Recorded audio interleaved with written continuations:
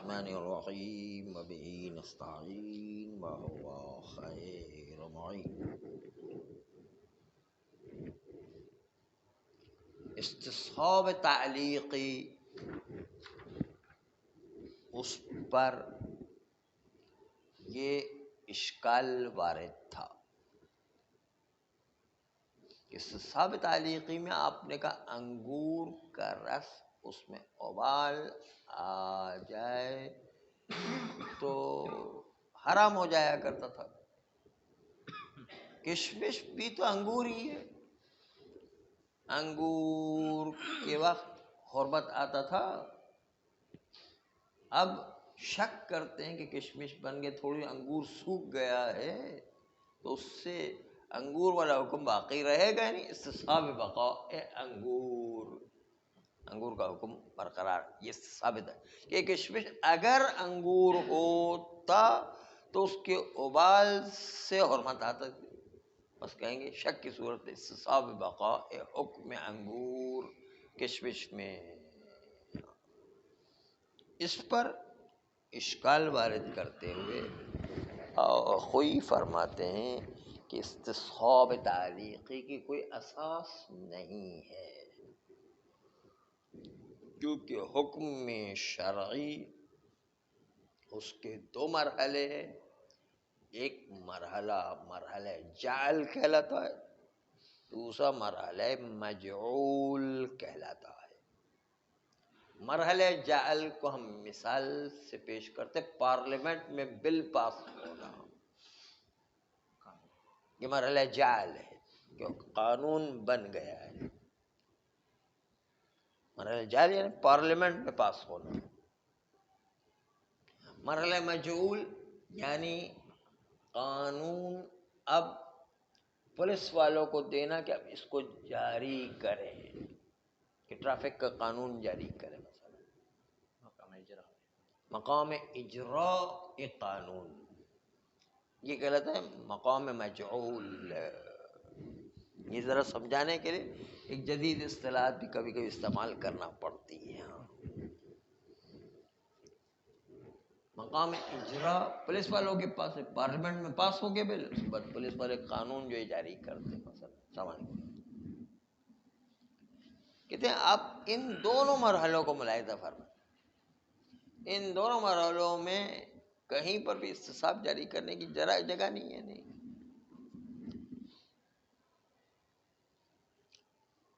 دیکھیے مرحلہ جعل سے شروع کرتے ہیں۔ شک کے در بقاء جعل حرمت، یہ وجود میں نہیں آ سکتا ہے مقام جعل میں کہ حرمت انگور کا رس وہ ابال کے ذریعے سے آتا تھا، وہ حکم مقام جعل میں اس میں شک پیدا نہیں ہو سکتا ہے، مگر یہ کہ اس حکم کے نسخ ہونے میں شک ہو جائے کہ اللہ نے اس کو نسخ کر دیا، اور یہاں پر نسخ کا مسئلہ تو ہے ہی نہیں۔ یعنی ہمارے پاس نسخ کا تھوڑی کوئی مسئلہ چل رہا ہے، ہم تو نسخ کے مسئلے میں بحث ہی نہیں کر رہے، ہمارا نسخ کے مسئلے سے کیا تعلق ہے؟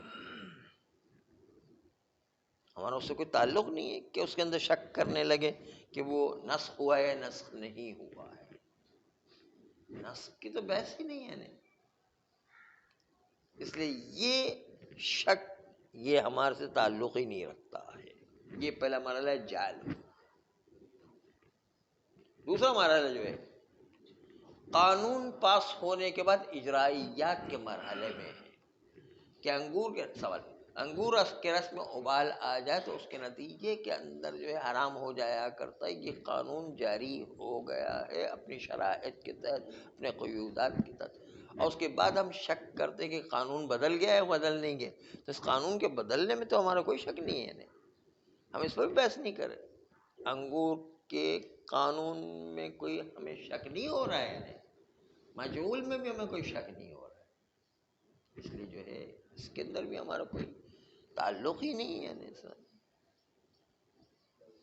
ہاں البتہ ہمیں علم ہے کہ ابال اور حرمت کے درمیان ملازمہ ہے کہ انگور کے رس میں ابال آ گیا ہے تو حرام ہے ورنہ حرام نہیں ہے.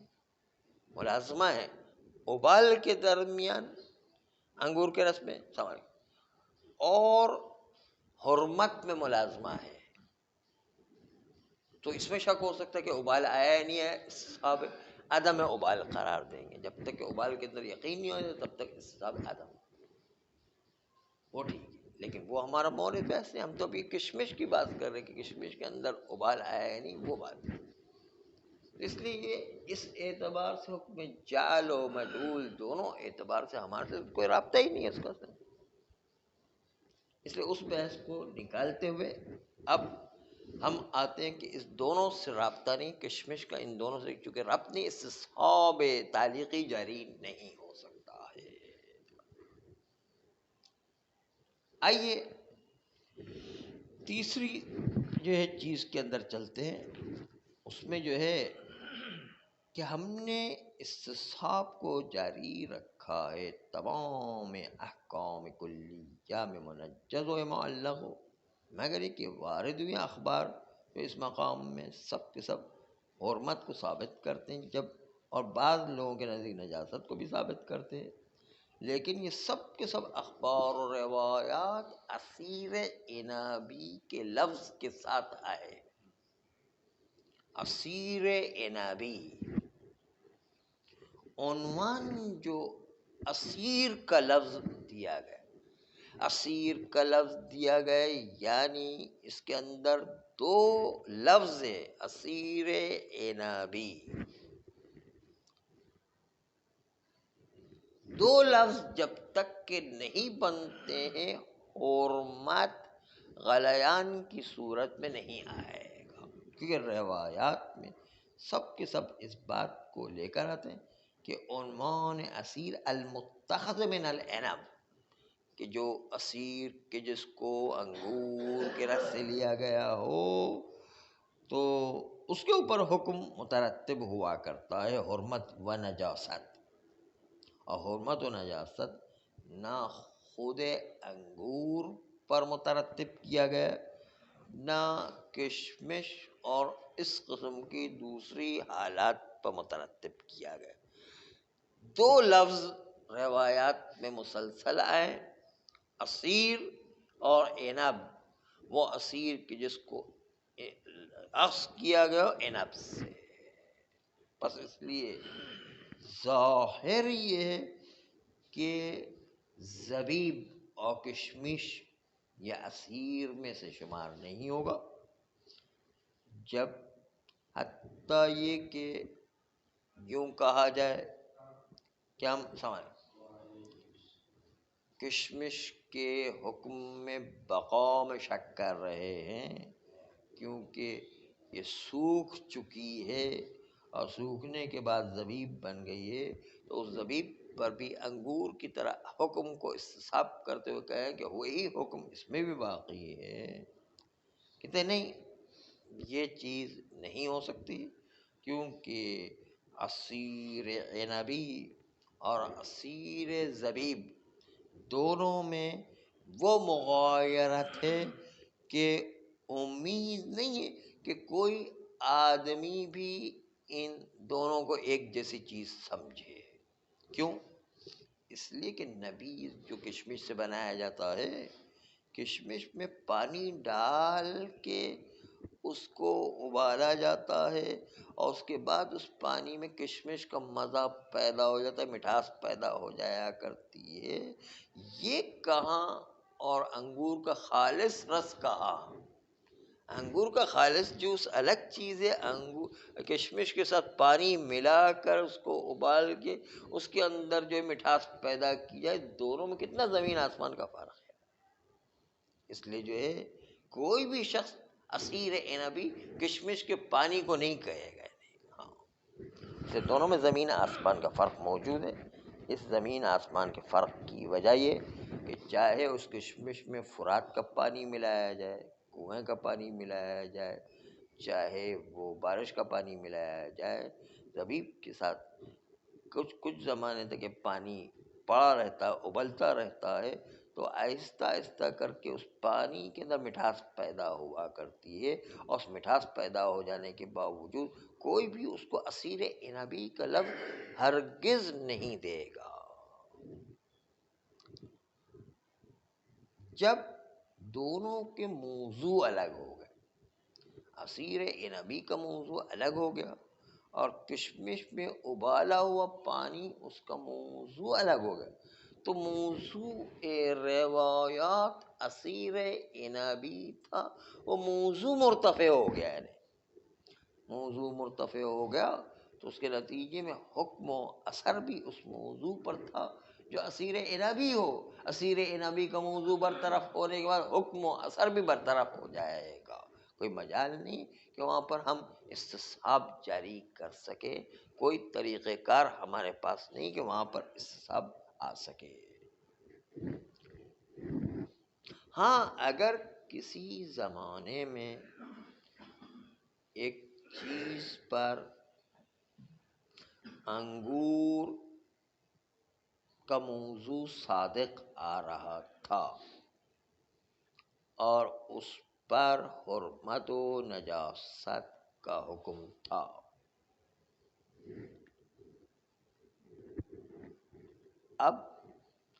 اب ہم شک کرنے لگے کہ آیا وہ انگور کشمش میں تبدیل ہوا ہے یا نہیں، تو پھر استصحاب بقاء انگور قرار دے سکتے ہیں اور وہاں پر حرمت اور نجاست کو استصحاب کر سکتے ہیں موضوع کے استصحاب کی وجہ سے، وہ ایک الگ مسئلہ ہے۔ وہاں پر ہم نے کشمش کا عنوان ہی ثابت نہیں کیا ہے، انگور کا عنوان ہی باقی رکھا ہے، تو ایک الگ بات ہے۔ جب کسی انگور میں شک ہونے لگے کہ آیا اس کے اندر انگور پنا باقی ہے یا تبدیل بکشمش ہو گیا ہے، تو اس کے اندر ہم استصحاب بقاء انگور رکھیں گے اور اس کے نتیجے میں اس پر حرمت اور نجاست کا حکم جب اس کے رس کے اندر ابال آ جائے تو جاری رکھا جائے گا،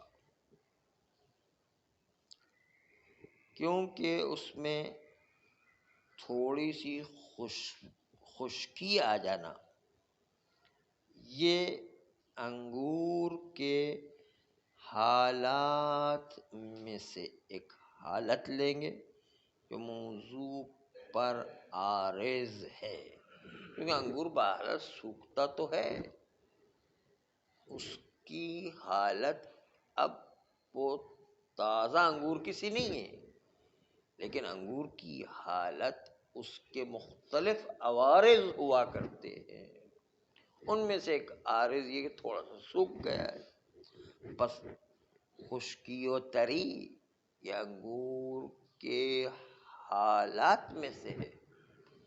خشکی و تری مقومات انگور میں سے نہیں ہے کہ وہ خشکی ذرا سی بھی آ جائے تو وہ انگور کا ہونا ہی چھوڑ دے، انگور کے ہونے میں یہ تھوڑی سی خشکی کوئی دخیل نہیں ہے۔ انگور کے حالات میں انگور تازہ اور انگور جو ہے پرانا دونوں قسم کے انگور ہو سکتے ہیں، ضروری کہ تازہ ہی انگور ہو۔ وہاں پر ہم استصحاب بقاء انگور قرار دیں گے، کیونکہ تازگی ہونا مقومات انگور میں سے نہیں ہے، وہ حالات انگور میں سے، انگور کے مختلف حالات ہوا کرتے ہیں۔ ایسا نہیں کہ تازگی انگور کو بنانے کا کام بھی کرتا ہو، تازگی انگور کو بنانے کا کام نہیں کرتا. مقومات انگور میں سے نہیں ہے، وہ حالات انگور میں سے، کہ انگور کی حالت بدل گئی یا نہیں بدلی، اس کے حالات جو ہے وہ تبدیل ہوتے رہتے ہیں. البتہ وہ انگور تبدیل بکشمش ہو جائے گا وہ اس وقت کہ جب جو ہے عرف کے اعتبار سے اب وہ انگور نہ رہے، اتنا خشک ہو جائے گا، اس کا پانی ہی باقی نہ رہے، وہ ایک قسم کا مواد سکڑ کر کے جو ہے کشمش کی شکل اختیار کر لے، تو وہ ایک الگ بات ہے. وہ پھر جو ہے انگور کا مقومات میں سے باقی ہونا نہیں کہلائے گا. لیکن جب تک کہ انگور کے کشمش میں بدلنے میں شک ہو جائے، وہاں پر استصحاب بقاء انگور رہے گا. جیسے کہ استصحاب ملکیات ہوا کرتا ہے. مثلا کوئی انسان یہ کہ کسی زمانے میں انگور کا مالک تھا، مالک ہونے کے بعد اس ملکیت میں شک ہونے لگے کہ آیا یہ میری ملکیت سے خارج ہو گیا ہے یا نہیں. اس لیے میری ملکیت سے خارج ہونے کا شک ہو رہا ہے کیونکہ میں کنگال ہو گیا ہوں اور مجھ پر میری جتنی ملکیت تھی اس سے زیادہ قرضہ چڑھ گیا ہے. تو آیا میری ملکیت اس انگور پر یا اس مکان پر باقی رہے گی یا نہیں؟ ملکیت کے باقی رہنے میں شک ہے، کیونکہ اتنا قرضہ چڑھ گیا کہ میرا مکان اس سے زیادہ قرضہ مجھ پر آ گیا ہے. میرا مکان رہے گا کہ نہیں رہے گا، شک ہو جاتا ہے نا. تو ایسے شک کی صورت میں استصحاب بقاء ملکیت ہے کہ اس مکان کو میں اپنا ہی مکان سمجھوں گا کیونکہ یہ پہلے بھی میری ملکیت میں تھا، اب بھی ملکیت میں ہے.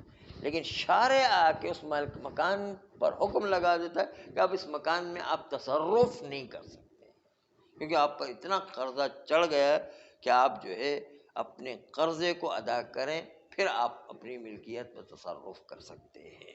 آپ کے پاس اتنے پیسے ہی نہیں ہیں کہ آپ اپنے مکان میں تصرف کریں. ہے ملکیت ہمارا ہی لیکن ہم تصرف نہیں کر سکتے. جس کو جو ہے شرعی اصطلاح میں حجر کہتے ہیں. حجر نے رکاوٹ ڈال دی ہے شارع کی طرف سے کہ آپ اپنے ہی مال میں تصرف نہیں کر سکتے. لیکن ملکیت ختم نہیں ہوا کر دی. ملکیت میں آدمی شک کرے کہ اب ملکیت میری باقی رہی ہے نہیں، کیونکہ اتنے قرضے ہو گئے، اتنے کنگال ہو گئے کہ اب کچھ رہا ہی نہیں ہے. تو میری ملکیت باقی رہی ہے نہیں یا قرض داروں کو ادا کریں گے. تو یہاں پر جو ہے استصحاب بقاء ملکیت ہے، لیکن اسی کو بیچ کے قرض داروں کے قرضے ادا کریں گے. صرف اس کی اجازت ہوتی ہے. اس مال کو ہم بیچ کے اپنے جو ہے اور کوئی کام نہیں کر سکتے ہیں، اس کو جو ہے تصرف نہیں کیا جا سکتا، صرف بیچ کے قرض داروں کے قرضے ادا کرنے ہیں. تو یہ حجر اموال جو آدمی کنگال ہو جایا کرتا اس کے اوپر آتا ہے، لیکن ملکیت پھر بھی برقرار رہتی ہے.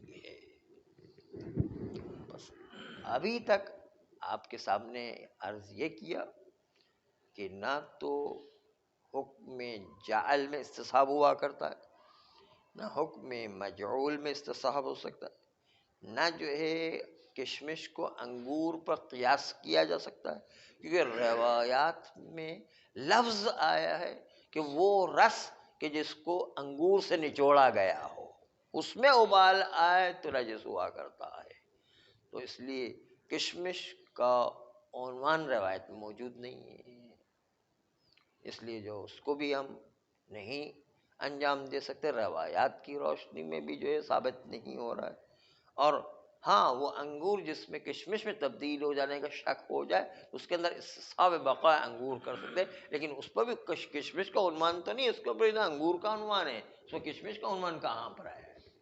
بس اس لیے کسی طرح بھی استصحاب تعلیقی جاری کر کے آپ کشمش کے اندر استصحاب جاری کر کے آپ یہ کہیں کہ انگور کے رس کے اندر جس کے اندر پانی ملا کر کے ابالا گیا وہ بھی جو ہے حرام ہو جائے گا ابال آنے کے نتیجے، یہ ثابت نہیں ہو رہا ہے استصحاب تعلیق سے، بس پتہ چلا استصحاب تعلیقی کے کوئی اساس موجود نہیں ہے۔ صلی اللہ علیہ وسلم۔